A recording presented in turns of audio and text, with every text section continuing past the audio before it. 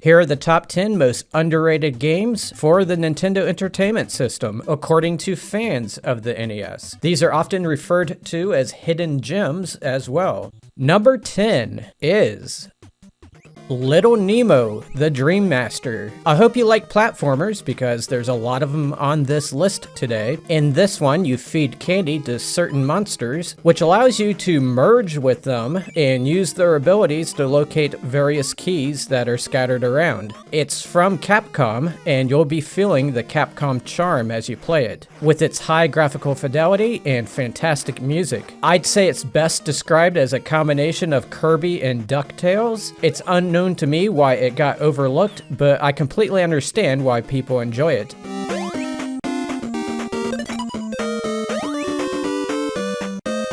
Number 9 is Super Dodgeball. You play as Team USA and you have to beat other big-headed teams from around the world. You basically hit the opposing players until they die. I mean actually die. I imagine some people don't give this one a chance because it looks like a mindless and superficial sports game, but there's actually a lot of strategy involved in passing the ball and scoring hits on the opponents, and each of the members of your team have different abilities and move sets. This game is just more than the sum of its parts.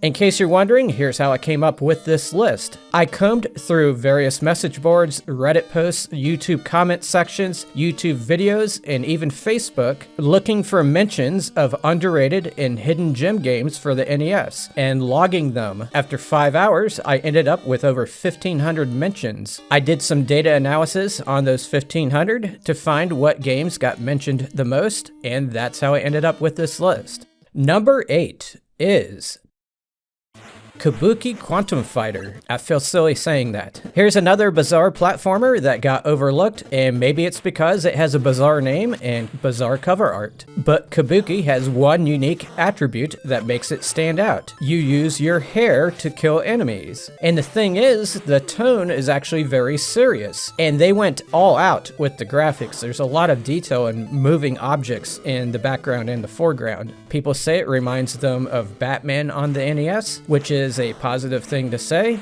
Others say it's more like Ninja Gaiden. Either way, one can fully understand why it's on this list.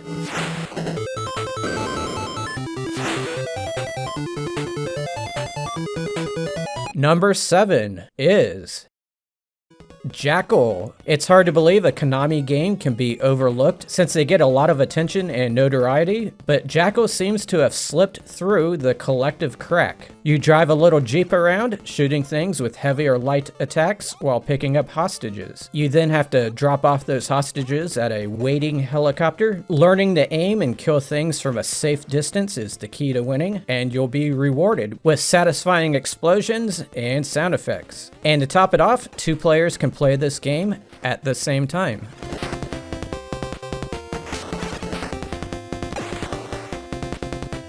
Number 6 is Clash at Demonhead. Think of this as a Mega Man game, but with some RPG elements mixed in, like having to collect money to spend in shops. And there's also a lot of Metroidvania elements as well. The map screen is very unique, at least to me. All those lines are stages basically, and at the various intersections you have to choose the next path, and you do that on this same screen here. The key is figuring out what paths to go on first so that you end up getting the power-ups you need to overcome certain obstacles. There's some trial and error at first, but once you start succeeding, a fulfilling game unfolds before you.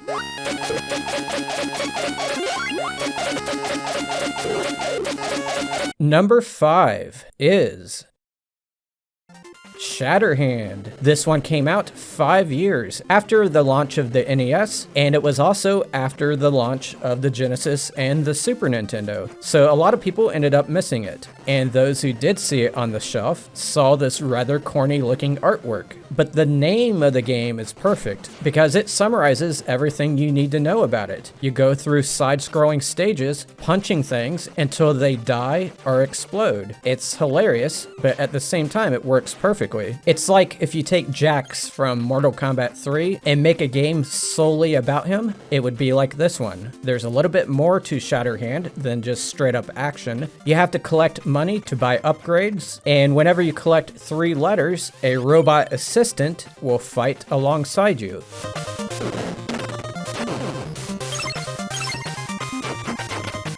Number 4 is StarTropics. It's like Zelda, but in a tropical environment, and instead of a sword, you have a yo-yo. It's a risky concept, and that might be why it got overlooked. There are basically 2 gameplay modes. There's this zoomed out, traditional RPG style, where you talk to people, buy items, and trigger events. And then you have these zoomed in dungeons that are a bit more linear and puzzle-based than Zelda's. And there's a lot of Cubert-like hopping that you have to do, but all the fundamentals are sound, and the yo-yo as a weapon concept works pretty well.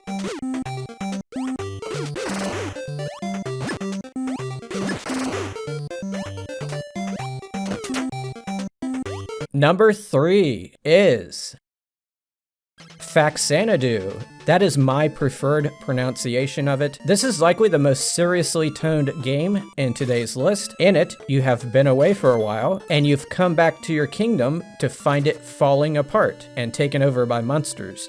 You have been chosen to fix it, but you have hardly anything to start off with. So you have to walk the land, scavenging what you can, earning money for better items. Many people describe this as Castlevania 2, only not as esoteric, with its puzzles, and you cannot instantly die from falling into a pit. Others note the dark atmosphere. This is quite a game, and I think everyone should play it.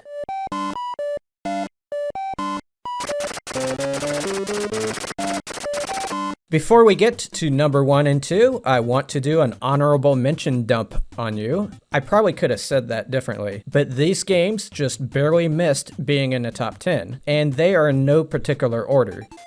The Battle of Olympus.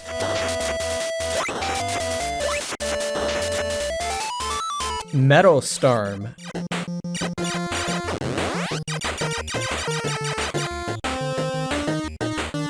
Power Blade.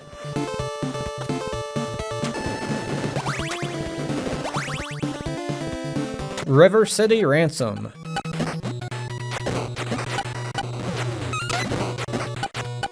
Rygar.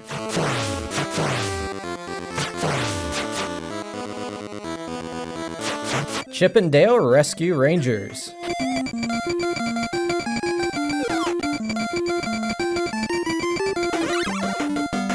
Jackie Chan's Action Kung Fu.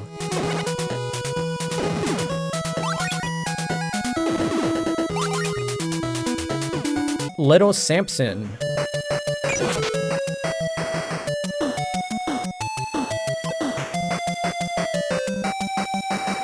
Maniac Mansion.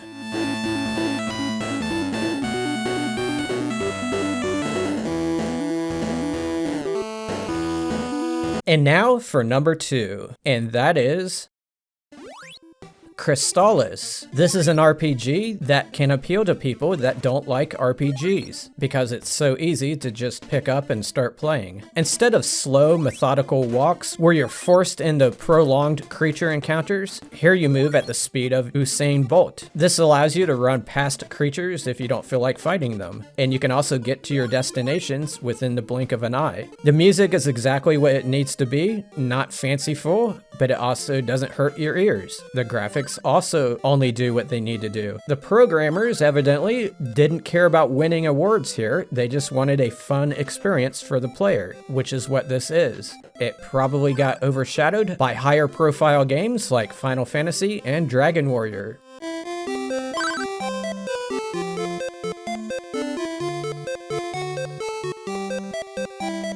Number 1 is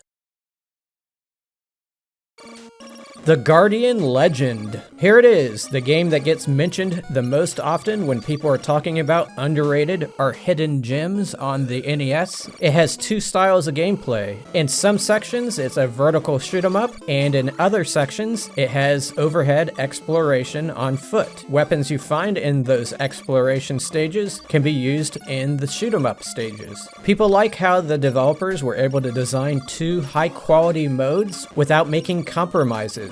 The shoot 'em up parts are fast-paced and allow you to dish out a lot of firepower. The exploration parts allow you to shoot and move in 8 directions. Until I made this video, I never really played this game before. Even though I struggled at first, once I figured out what I was doing, I didn't want to stop playing. It's just an awesome game, and it's a shame there are NES fans who have never played it.